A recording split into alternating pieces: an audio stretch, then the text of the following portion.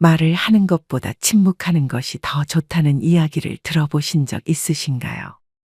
요즘 영상들을 보고 있자면 말을 하면 이롭지 않으니 침묵하라는 이야기가 많은 것 같습니다. 생각한 대로 내뱉고 나면 실수할 일이 많아지기 때문이겠죠. 그러나 말을 하지 않는 것은 생각보다 어렵기 마련입니다. 침묵을 유지하는 게 보통 쉬운 것이 아니죠. 다 같이 모여서 오순도순 이야기를 나누고 있는데 침묵을 유지하는 게 쉬울까요? 게다가 침묵을 유지하고 있다 보면 그 대화에 관심이 없는 사람처럼 느껴질지도 모르는 일입니다. 그렇다면 우리는 도대체 어떻게 해야 할까요? 말을 잘하는 사람들은 굳이 침묵을 유지하지 않습니다. 심지어 길게 말하지 않는데도 불구하고 그 속에는 품위가 있고 정확한 메시지까지 담고 있습니다.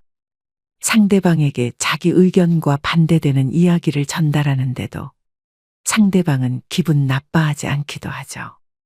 그러다 보니 당연히 사람들과의 관계도 좋을 수밖에 없습니다. 이런 사람들은 대체 어떻게 말을 하고 있는 것이길래 침묵을 유지하지 않아도 사람들과 인간관계가 원만한 것일까요?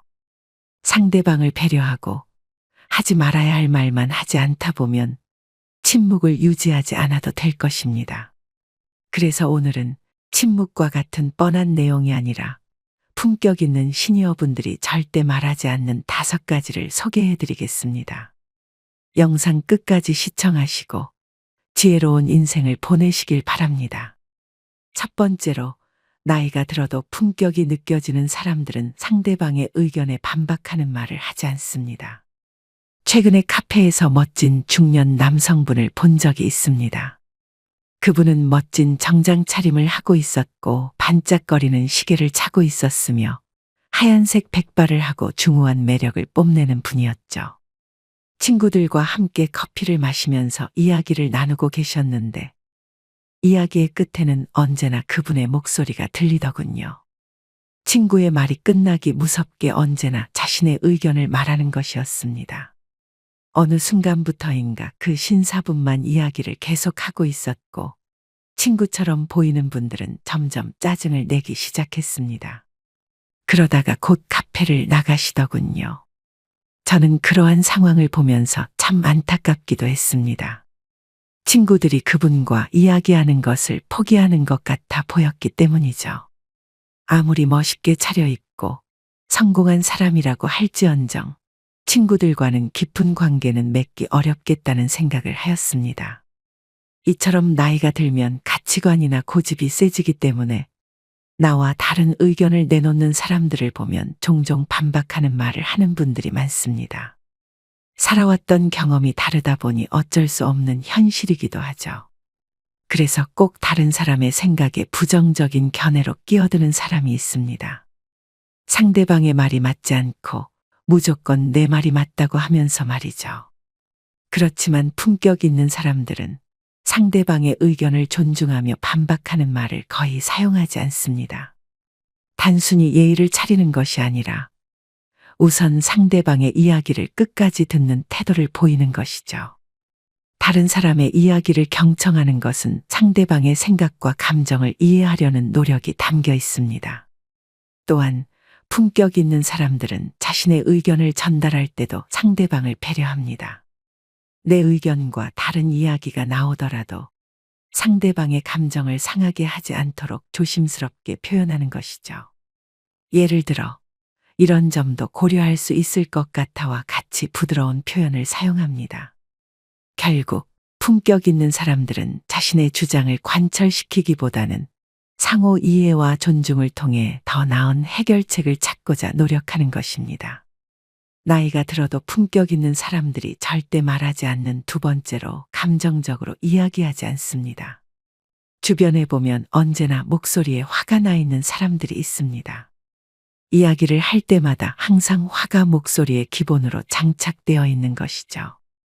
그런 사람들과 이야기를 하다 보면 귀가 다 소진되는 듯한 느낌을 받곤 합니다. 자신의 주장을 절대 굽히지 않으며 누군가가 이야기할 때마다 부정적인 의견을 쏟아냅니다. 그러다 보면 그 사람과 이야기하기 싫어하는 사람들이 점점 많아지는 것입니다. 감정적으로 말하는 것은 결국 갈등과 오해를 불러일으킵니다. 옳은 이야기를 하더라도 말에 화가 섞이면 진위가 흐려지고 가치가 사라지기 마련이죠.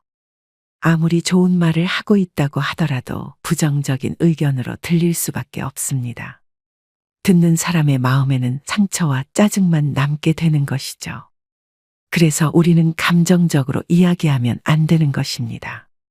그렇다면 감정적으로 이야기할 때는 어떤 특징들이 있을까요? 보통 감정적으로 이야기할 때는 두 가지 특징을 가지고 있습니다. 첫 번째로 목소리가 커지는 경우가 많습니다.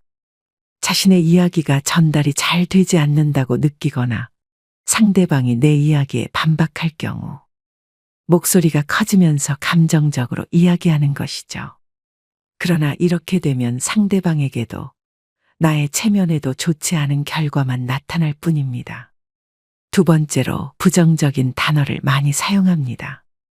아니, 그게 아니라 그것도 몰라와 같은 단어를 사용하죠. 내가 들을 때에도 기분이 나쁘다면 그러한 단어들을 사용하지 않는 것이 좋습니다. 나이가 들면 점점 더 감정에 예민해지기 때문에 감정적으로 이야기하지 않는 것이 좋습니다. 오늘부터라도 내가 감정적으로 이야기하고 있지는 않은지 확인해 보세요. 감정을 최대한 줄이고 내 의견을 정확하게 전달할 수 있게 된다면 조금 더 품격 있는 말투와 대화법을 사용할 수 있을 것입니다. 나이가 들어도 품격 있는 사람들이 절대 말하지 않는 세 번째로 상대방의 말을 끊지 않습니다. 주변에 보면 자기 이야기가 하고 싶어 상대방이 이야기하고 있는데도 말을 끊는 사람들이 있습니다. 상대방의 의견 따위는 중요하지 않은 것이죠. 자신을 포함해서 주변 사람 중에 말 많은 사람을 좋아하는 사람이 있으신가요? 사람들은 대부분 말을 많이 하는 사람을 그리 좋아하지 않는다고 합니다. 말을 많이 하는 사람은 가벼워 보이고 실언과 실수를 자주 하기 때문이죠. 특히 말이 많은 사람들 중에서는 반감을 느끼게 되는 사람이 있습니다. 자기 말만 많이 하고 남의 말을 자르고 끼어드는 사람들이죠. 모임 같은 곳에서나 사람들이 많이 모여 있는 곳에서 누군가의 의견을 자르는 사람들을 보고 있자면 상대방을 배려하지 않는다고 느껴지는 경우도 많죠. 말이 잘린 사람은 무엇을 잘못 얘기했나 싶어 자존감이 떨어지는 경우도 있습니다. 직장에서 상사들이 부하 직원이 이야기하는 것을 자르는 경우처럼 말이죠. 그런 사람들은 대화는 서로 나누는 교감이라는 것을 알아야 합니다. 일방적인 상황을 만드는 것은 대화가 아니라는 것을 알아야 하는 것이죠. 그것은 대화가 아니라 상사가 부하에게 하는 지시와 마찬가지입니다. 이러한 사람들은 결국 인간관계가 나빠지고 소통이 막히게 되는 것이죠. 사람은 나이가 들수록 자신의 의견을 이야기하고 싶어지는 경우가 많다고 합니다. 그러다 보면 말이 많아지게 되고 상대방의 의견을 듣고 있을 때에도 언제쯤 내가 이야기할 수 있을까 하는 생각을 하게 되는 것이죠. 그러나 품격 있는 사람들은 상대방의 말을 끝까지 경청하고 절대로 말을 끊지 않습니다. 끝까지 듣고 난 후 이야기가 끝맺음이 되면 자신의 이야기를 하는 것이죠. 상대방도 자신의 의견을 다 전달했다 보니 내 의견을 끝까지 들어줄 가능성이 높습니다. 그렇게 새로운 이야기로 전환되는 것이죠. 자연스럽게 내가 한 이야기가 중심이 되고 사람들과 함께 재미나게 이야기할 수 있게 되는 것입니다. 나이가 들어도 품격 있는 사람들이 절대 말하지 않는 네 번째로 가르치려고 들지 않는 것입니다. 고집이 세서 말이 통하지 않고 권위만 내세우는 사람을 빗대어 꼰대라고 부르죠. 한 설문조사에서는 꼰대를 알아볼 수 있는 특징 중에서 굳이 안 해도 될 조언이나 충고를 하는 것이 가장 많은 표를 받았다고 합니다. 꼰대라는 말을 들으면 나이 많은 사람을 비하한다며 생각하실지도 모르겠습니다. 그러나 나이가 아무리 젊다고 한들 젊은 꼰대라는 단어도 있다는 것을 알고 계신가요? 그저 누군가가 원하지도 않았는데 충고를 하는 젊은 세대들도 꼰대라는 이야기를 듣는 것입니다. 상대방이 원하지 않는 충고는 오지랖으로 느껴질 수밖에 없습니다. 자신의 실수를 이미 알고 있는데도 상대방이 지적을 하면 기분이 나쁠 수밖에 없죠. 아무리 그 사람이 잘 되라고 이야기했다고 할지라도 그 사람이 원하지 않으면 하지 않는 것이 좋습니다. 지금부터 말씀드리는 3가지의 단어를 사용하며 가르치려고 하진 않는지 확인해 보세요. 첫 번째로, 만약 나였다면입니다. 만약 나였다면 어떻게 했을 거야와 같은 말은 누군가에게 가르칠 때 사용하는 단어입니다. 상대방의 행동이 답답할 때 이러한 이야기가 나오곤 하죠. 그러나 상대방이 원하지 않는 가르침은 상대방을 불쾌하게 만들 뿐입니다. 두 번째로, 단어 잘 되라고 하는 말이야입니다. 이 단어는 젊은 세대들이 흔히 꼰대들의 말투라고 이야기하곤 하죠. 물어보지도 않았는데 충고를 한다며 이런 말투를 쓰는 사람을 이야기하는 것입니다. 친구나 지인에게도 이러한 말투를 쓰는 사람들도 많습니다. 거봐 내가 뭐라 그랬어. 단어 잘 되라고 했던 말이야 같은 말투를 사용하는 것이죠. 게다가 인생의 지혜가 쌓이다 보니 젊은 친구들이 하는 행동이 답답한 경우도 많을 것입니다. 그럼에도 불구하고 품격 있는 사람들은 그 사람이 원하지 않는다면 굳이 충고를 하지 않습니다. 그 사람이 원할 때만 충고를 해줘도 충분하다고 생각하는 것입니다. 세 번째로, 그러게 내가 뭐라 그랬어입니다. 내가 이야기를 해줬는데도 불구하고 내가 하란 대로 안 해서 불행한 결과를 가져왔을 때 내가 뭐라 그랬어라며 이야기하곤 하죠. 가뜩이나 기분이 안 좋은 사람에게 이러한 단어를 쓰면 불쾌감만 줄 뿐입니다. 나이가 들어도 품격 있는 사람들은 꼰대라는 단어를 절대로 듣지 않는다고 합니다. 상대방을 잘 헤아릴 줄 안다는 뜻이기도 하죠. 여러분들도 만약 오늘 말씀드린 3가지의 단어를 사용하고 있다면 한 번쯤 주의해 보시는 것도 도움이 될 것이라 생각합니다. 나이가 들어도 품격 있는 사람들이 절대 말하지 않는 5번째로, 하면 안 될 말을 하지 않습니다. 해서는 안 될 말인 줄 알면서도 끝내 해버리는 사람들이 있습니다. 나만 알고 있는 지인의 속마음이 있는데 이것을 곧잘 이야기해버리는 사람들이 있죠. 상대방은 나에게 신뢰를 주고 이야기한 것인데 이야기하면 안 될 걸 알면서도 모임에서 얘기해버리는 경우가 종종 있습니다. 그러다 보면 그 사람과의 신뢰가 깨지게 되고 주변 사람들은 그 사람에게 진실된 이야기를 하고 싶지 않게 됩니다. 나이가 들면 들수록 내 이야기를 안 들어주는 사람이 생길까봐 불안한 탓일까요? 내 이야기를 더 많이 하고 싶고 관심을 받고 싶어 하게 되는 경우가 많은 것 같습니다. 그 때문에 다른 사람들이 모를 법한 이야기를 하는 것을 좋아하는 것이죠. 그러다 보면 내가 하지 말아야 할 이야기들을 하는 경우가 많아지곤 합니다. 이뿐만이 아니라 자신의 가족 이야기도 마찬가지입니다. 최근에 지하철을 타고 가는데 등산을 하러 가시는 중년 여성분들이 계셨습니다. 반대편 자리에 앉아 있었는데도 불구하고 그분들의 남편 욕을 얼마나 많이 들었는지 모르겠습니다. 남편이 나이가 들어서 밥을 차려달라고만 한다고 하고 여행을 갔는데 늦게 왔으면 좋겠다며 이야기하곤 했죠. 저뿐만 아니라 그 자리에 있던 주변 사람들도 아마 꽤나 들었을 것입니다. 그러나 이러한 이야기들은 결국 자신의 얼굴에 침을 뱉는 것과 마찬가지입니다. 자신들에겐 전혀 이로울 것이 없는 이야기일 뿐이죠. 친구들과 공감하며 누군가에 대해 이야기하는 것은 그 순간엔 재밌을지도 모르겠습니다. 그러나 우리가 말을 잘하고 품격 있는 사람이 되기 위해 가장 중요한 것은 해서는 안 될 말이 뭔지 아는 것과 해서는 안 될 말을 끝까지 하지 않아야 한다는 것을 알아야 할 것입니다. 지금까지는 나이가 들어도 품격 있는 사람들이 절대 말하지 않는 5가지에 대해서 이야기를 나누어 보았습니다. 그렇다면 품격 있는 사람들은 대화를 할 때 어떠한 특징을 가지고 있을까요? 품격 있는 사람들이 가지고 있는 대화법 3가지에 대해서 짧게 말씀드려 보겠습니다. 품격 있는 사람들이 가지고 있는 대화법 첫 번째로는 상대방에게 관심이 있음을 보여주는 것입니다. 대화라는 것은 서로가 의견을 내세우는 토론의 장이 아닌 그저 서로 이야기를 나누는 것일 뿐입니다. 그러나 많은 분들이 자신의 의견이 맞다며 이야기하는 경우가 많습니다. 앞서 얘기했던 것처럼 말을 끊고 자신의 이야기를 한다거나 원하지도 않는 조언을 하면서 말이죠. 그러나 이렇게 얘기하는 것은 상대방에게 불쾌감만 줄 뿐입니다. 그것보다는 상대방이 하는 말에 한마디라도 덧붙이며 관심 있다는 행동을 취해보세요. 예를 들어 상대방이 취미로 산책을 하기 시작했다면 저번에 건강에 대해 관심이 많더니 산책을 시작했구나와 같은 이야기를 해보세요. 이렇게 얘기한다면 예전에 했던 이야기도 관심 있게 들었으며 지금 너의 이야기도 관심 있게 듣고 있어가 될 것입니다. 그러면 상대방도 기분이 좋게 이야기를 할 것이고 다음에 내가 이야기를 할 때 더욱 귀 기울여 주게 될 것입니다.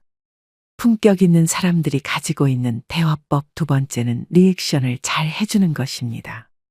침묵은 금보다 같다는 이야기는 많이들 들어보셨을 겁니다.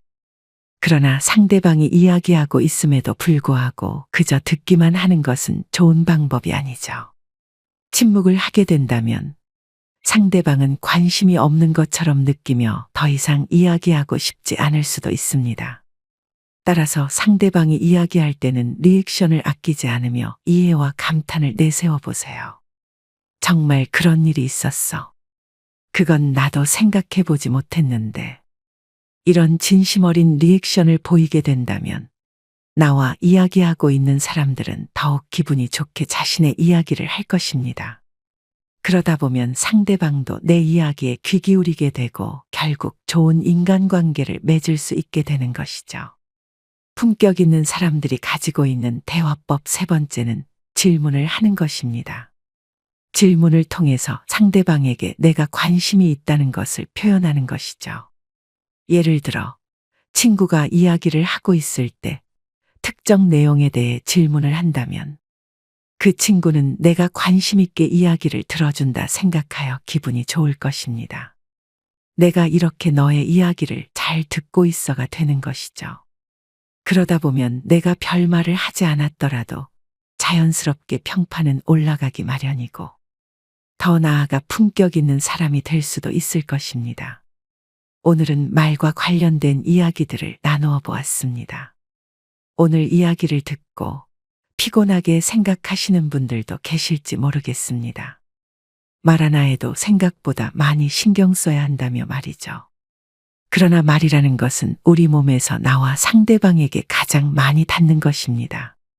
그만큼 중요하다는 것이죠. 탈무드에서는 새장으로부터 도망친 새는 붙잡을 수가 있으나 입에서 나간 말은 붙잡을 수가 없다고 이야기합니다. 이 말은 말의 힘과 중요성 그리고 한번 뱉은 말을 되돌릴 수 없음을 강조하는 것이죠. 오늘 이야기도 마찬가지일 것입니다. 상대방에게 한마디를 하더라도 그 한마디가 영원한 상처가 될 수도 있으며 내가 별 생각 없이 이야기한 것들이 누군가에게는 큰 도움이 될지도 모르는 것입니다. 그러니 오늘 이야기가 마음에 들지 않더라도 자신이 하는 말에 대해 꼭 한 번쯤 생각해 보는 시간을 가지셨으면 좋겠습니다.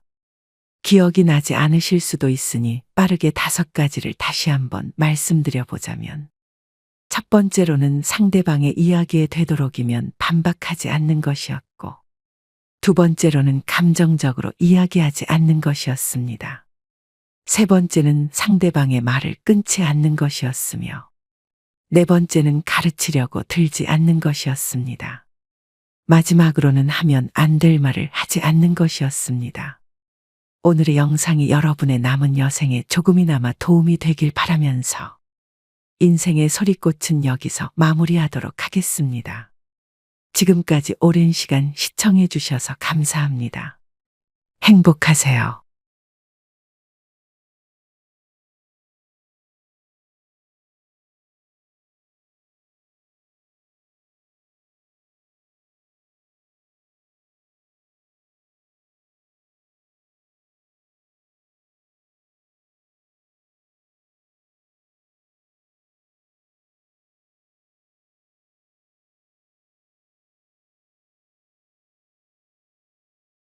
나이가 들수록 후회하는 날들이 많아진다고들 합니다. 특히나 돈과 관련된 후회가 가장 크다고 하죠. 여러분들은 지금까지 살아오면서 후회되는 지출이 있으신가요? 어느 한 보고서에 따르면 우리나라 노인 빈곤율은 40.4%로 OECD 38개 국가 중 압도적인 1위라고 합니다. 그만큼 나이가 들수록 돈 때문에 살아가기 힘들다는 것이죠. 현재 대다수의 시니어분들께서는 은퇴 이후에도 돈 문제로 인해 어려움을 겪고 있습니다. 노후 생활비로 250만 원 이상이 필요하다고 하는데 지금까지 모아둔 돈은 턱없이 부족하기 때문이죠. 돈과 관련된 후회가 많은 것도 이러한 이유 때문일지도 모르겠습니다. 나이가 들면 지출이 적어지니 돈을 모을 수 있을 거라 생각하는 분들이 많지만 현실은 그렇지 않으며 빠져나가는 돈이 많아지기도 합니다. 게다가 예기치 못한 병원비가 생기면 큰 지출이 발생하고 그때부터는 노후가 더 힘들어지는 것이죠. 그렇다면 우리는 지금부터 어떻게 해야 하는 것일까요? 사실 나이가 들 때까지 노후 준비를 잘하는 것이 가장 중요하겠지만 지금부터라도 나가는 돈을 줄이는 게 가장 현명한 방법 중 하나일 것입니다. 그래서 오늘은 많은 70대 분들이 이야기하는 살면서 가장 후회되는 돈 씀씀이 5가지에 대해서 이야기해 보겠습니다. 오늘 영상을 끝까지 들으셔서 불필요한 지출을 피하고 지혜로운 삶을 사시길 바랍니다. 나이가 들어 가장 후회하는 지출 첫 번째는 경조사 비용입니다. 경조사 비용은 아무리 돈을 많이 모아두고 노후 준비를 잘했다고 하더라도 많은 사람들이 후회하고 아까워하는 지출 항목입니다. 특히나 지금은 연락조차 하지 않는 사람들에게 경조사 비용을 지출한 경우가 많다는 것이 현실이죠. 회사를 다니거나 사회생활을 하다 보면 많은 사람들을 만나기 마련입니다. 그렇게 맺게 된 인간관계 때문에 경조사에 참석할 상황이 많아지는 것입니다. 최근에 지인은 5월이 되자 알고 지낸 친구들의 자녀 결혼식이 줄줄이 이어지면서 4월부터 5월까지 경조사 비용만 100만 원이 넘게 나갔다고 합니다. 경제적으로 힘들다고 말하곤 했지만 6월에도 주말마다 경조사에 참석해야 한다며 큰 부담을 느끼고 있었습니다.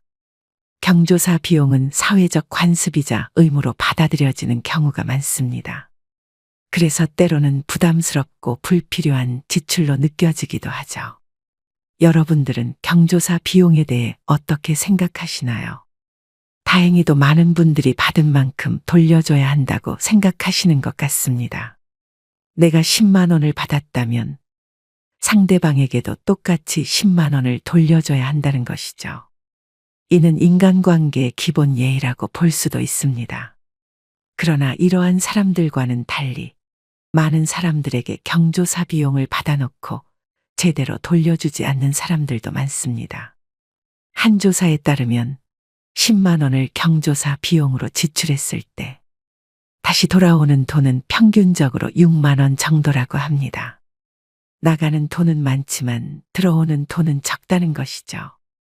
인간관계라는 것은 언제 어떻게 변할지 모르는 것입니다.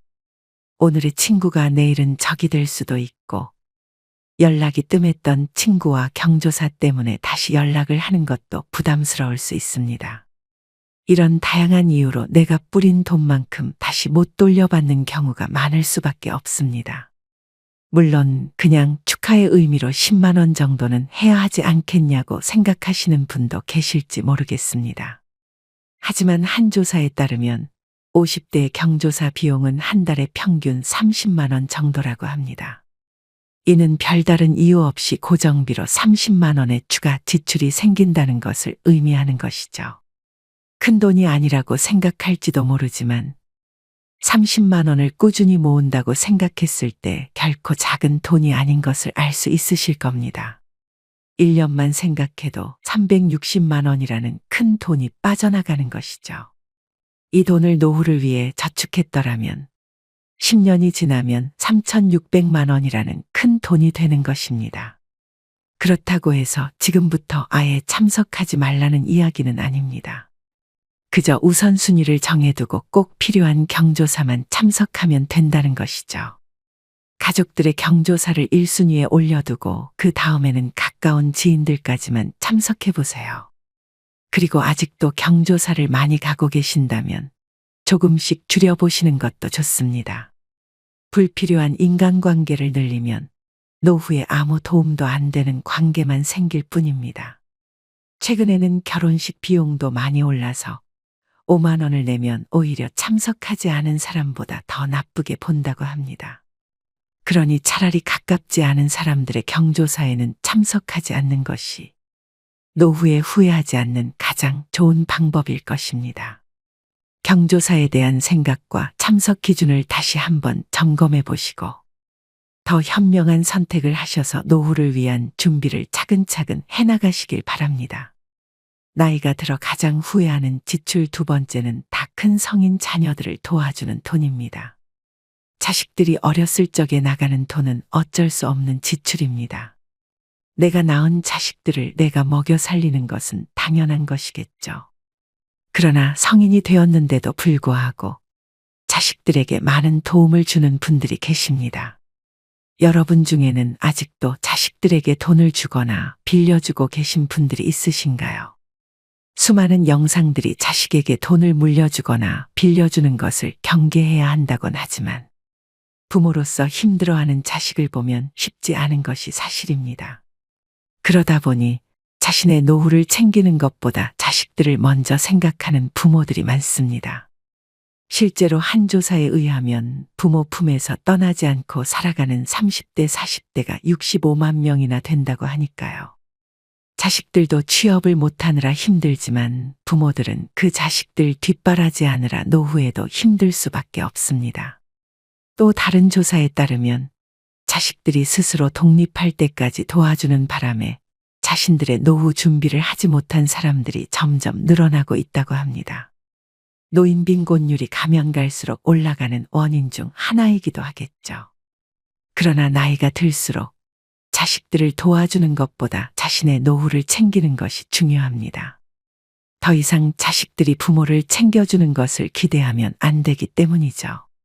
예전에는 부모가 자식을 키워주면 자식들은 부모를 부양하는 것이 관례기도 했습니다. 부모가 자신을 먼저 챙기는 것보다 자식들을 먼저 챙겨준 것에 대한 감사함 때문이었죠. 그러나 요즘 자식들은 부모는 부모대로 살고 자식들은 자식대로 살기를 바라는 경우가 많습니다. 이기적으로 보일 수도 있겠지만 사회적으로도 어쩔 수 없는 게 현실이죠. 사회에 나가서 월세를 내야 하기도 하고 학자금 대출부터 결혼자금까지 생각하면 부모까지 부양하기란 쉬운 것이 아닙니다. 심지어 월급만으로는 요즘 사회에서 절대로 자기 집은 꿈도 못 꾸기도 하니까요. 결혼하면 또 자식들도 부모들에게 손주를 안겨주곤 하는데 손주를 키우느라 부모를 부양할 힘이 남아있지 않기도 하죠. 옛말에 내리사랑은 있어도 치사랑은 없다는 이야기도 있습니다. 그러니 지금부터라도 자식들을 위해 돈을 사용하는 것보다 노후를 준비하는 것이 중요할 것입니다. 자식을 성인까지 키워주셨다면 이제는 조금 더 자신을 위해 살아가 보세요. 여유가 있어서 지원해주는 것은 괜찮을지언정 자신의 노후가 대비되어 있지 않은 상태에서 자식들에게 지원을 하게 된다면 나중에 자식들이 부모를 짐처럼 생각하게 될지도 모르는 일입니다. 따라서 자식들에게 무조건적인 지원보다는 자신의 노후를 위한 준비를 우선시하는 것이 좋겠습니다. 자식들이 독립할 수 있도록 도와주는 것은 중요하지만 그것이 부모님의 노후를 희생해서는 안 된다는 점을 명심하시기 바랍니다. 나이가 들어 가장 후회하는 지출 세 번째는 명품과 같은 사치품입니다. 여러분들은 명품에 대해서 어떻게 생각하시나요? 나이가 들어서 명품 하나 정도는 가지고 있어야 된다고 생각하는 분들이 정말 많습니다.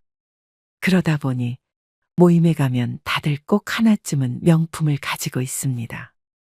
평소에는 아까워서 잘 가지고 다니지도 않다가 사람들과 만날 때만 값비싼 것들을 가지고 나오는 것이죠.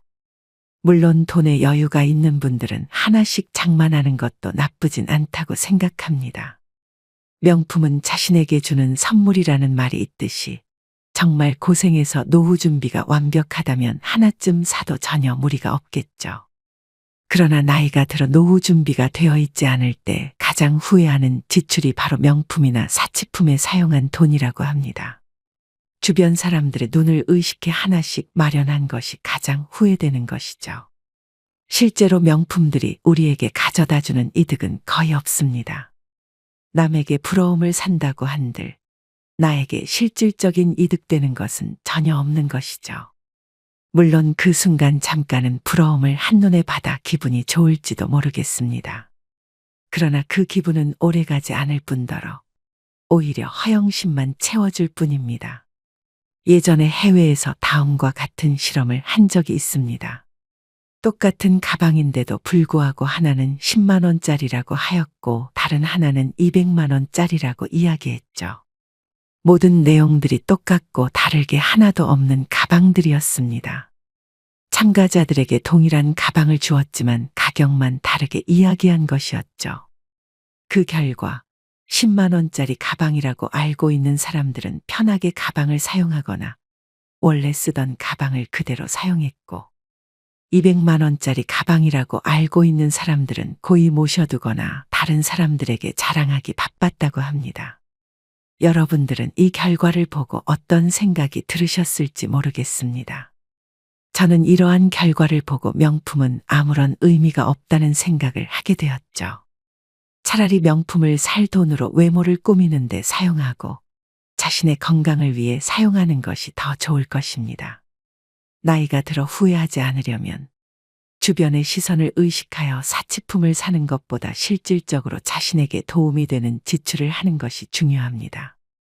건강한 몸과 마음을 유지하고 노후를 준비하는 것이야말로 진정한 명품인 삶을 살아가는 길이 아닐까요? 앞으로의 지출을 다시 한번 점검해 보시고 더 현명한 선택을 통해 풍요롭고 만족스러운 노후를 준비하시길 바랍니다. 나이가 들어 가장 후회하는 지출 네 번째는 자격증에 사용한 비용입니다. 많은 분들이 나이가 들어 노후를 대비하고자 자격증을 준비하는 분들이 정말 많습니다. 노년의 자격증 하나쯤 있으면 돈을 벌기 수월하다는 이야기를 듣고 학원에 등록하는 분들이 많죠. 그러나 이러한 학원들 중 대부분은 자신의 배를 불리기에 급급한 경우가 많습니다. 오히려 자격증들은 실제로 큰 도움이 되지 않는 경우가 많은 것이죠. 게다가 그 자격증을 가지고 있더라도 많은 곳에서 경력이 있는 사람을 원하는 경우가 많습니다. 자격증을 가지고 있으면서 나이도 젊은 사람이 더 유리한 것이 현실인 것처럼 말이죠. 그러다 보니 아무리 자격증을 한두 개 가지고 있다고 해도 나이가 들어 새로운 직업을 구하는 것이 쉽지 않습니다. 그럼에도 불구하고 학원에서는 큰 비용을 내고 자격증을 따라고 권유하는 경우가 많죠. 이러한 이빨린 말에 속아 넘어가서 많은 분들이 큰 지출을 해서 자격증을 따고 후회하는 경우가 많습니다. 그렇다고 모든 학원이 그렇다는 것은 아닙니다. 실제로 도움이 되는 자격증도 있습니다. 예를 들어 아파트 경비와 같은 일자리를 구할 때 전기와 관련된 자격증이 있으면 실제로 도움이 되는 경우가 많습니다. 그 외에도 도움이 되는 자격증들도 정말 많이 있죠. 하지만 오로지 돈만 생각하며 시니어분들에게 이상한 자격증을 추천하는 학원들도 많습니다. 사람들이 많이 따지 않는 자격증이라며 가지고만 있으면 돈이 된다고 말하죠. 그러나 그러한 자격증들은 대부분 인기가 없고 취업이 어려워 많이 따지 않는 경우가 많습니다. 인기가 없는 데에는 이유가 있는 것입니다. 이빨린 소리에 속아 넘어가서 비싼 돈을 내며 학원에 등록하는 것은 조심하셔야 합니다. 만약 노후에도 일자리가 필요해서 자격증을 따고 싶으시다면 반드시 좋은 학원을 잘 알아보시는 것이 중요할 것입니다. 노후를 준비하는 데 있어서 가장 중요한 것은 신중함입니다. 자격증이 정말 필요한지, 그 자격증이 실제로 도움이 될지, 그리고 해당 학원이 믿을 만한 곳인지 잘 따져보시기 바랍니다. 잘못된 선택은 큰 후회로 이어질 수 있으니 충분히 고민하고 결정하시길 바랍니다. 자격증도 그중 하나일 뿐 다양한 방법으로 자신의 노후를 준비하는 것이 필요합니다. 현명한 선택으로 더 나은 노후를 준비하시길 바랍니다. 나이가 들어 가장 후회하는 지출 5번째는 보험이나 은행 상품입니다. 많은 분들이 보험금이 뭐가 후회하는 지출이냐며 반드시 필요하다고 생각하실 겁니다. 제가 생각하기에도 보험은 필요한 제도라고 생각합니다. 그러나 세상에 나쁜 보험은 없을지언정 틀린 보험은 존재한다는 이야기가 있습니다. 예를 들어 비싼 명품백과 수납이 많은 일반 가방이 있다고 가정해 보겠습니다. 많은 분들에게 선택하라고 한다면 비싼 명품백을 선택할 것입니다. 그러나 만약 여행을 갈 때 필요한 가방을 선택해야 한다면 당연히 수납이 많은 일반 가방을 선택하게 될 것입니다. 명품백은 여행을 갈 때 크게 필요 없는 가방이 될 테니까요. 보험도 이와 마찬가지라고 생각합니다. 맞지 않는 보험을 위해 지출을 계속한다면 필요 없는 것을 사고 있는 것이나 마찬가지인 것이죠. 자신에게 맞는 보험을 가입해야 절대로 후회하지 않습니다. 아는 지인 중 한 달에 300만 원을 버는데 항상 돈에 쪼들려 사는 분이 있었습니다. 처음에는 도대체 왜 그렇게 힘들게 살아가는지 이해가 가지 않았죠. 별다른 큰 지출과 저축을 하지 않는데도 힘들어하길래 확인을 해보니 보험비로만 한 달에 100만 원이 넘는 돈을 사용하고 있었던 것입니다. 종신보험부터 해서 사망보장, 건강보장 등등 각종 다양한 보험을 들고 있었습니다. 알고 보니 주변 지인이 보험 설계사였던 것이죠. 우리 주변에는 이렇게 심심치 않게 보험을 많이 드는 사람들이 있습니다.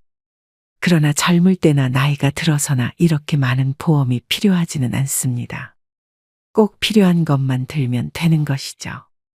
필요 없는 것들까지 전부 가입하게 되면 노후 생활비를 마련하는데 큰 걸림돌이 될지도 모릅니다. 또한 은행 상품도 마찬가지입니다.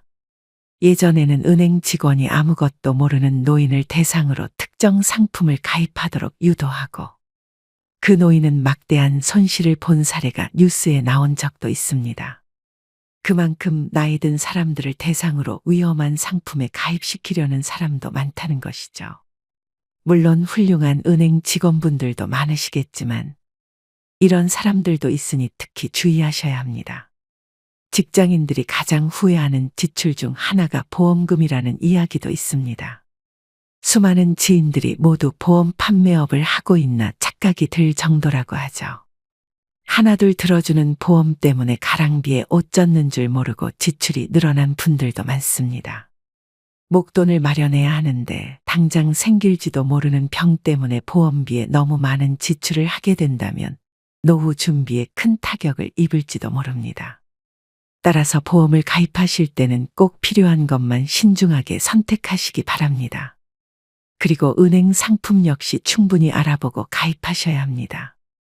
자칫 잘못된 선택이 큰 후회를 남길 수 있으니 신중하게 판단하고 결정하는 것이 중요합니다. 노후를 대비해 꼭 필요한 지출만 하시고 불필요한 지출은 줄여 더 풍요롭고 안정된 노후를 준비하시길 바랍니다. 지금까지 나이가 들어 후회하는 지출들에 대해 말씀드렸습니다. 여러분들은 나이가 들어서 가장 후회되는 지출은 무엇인가요?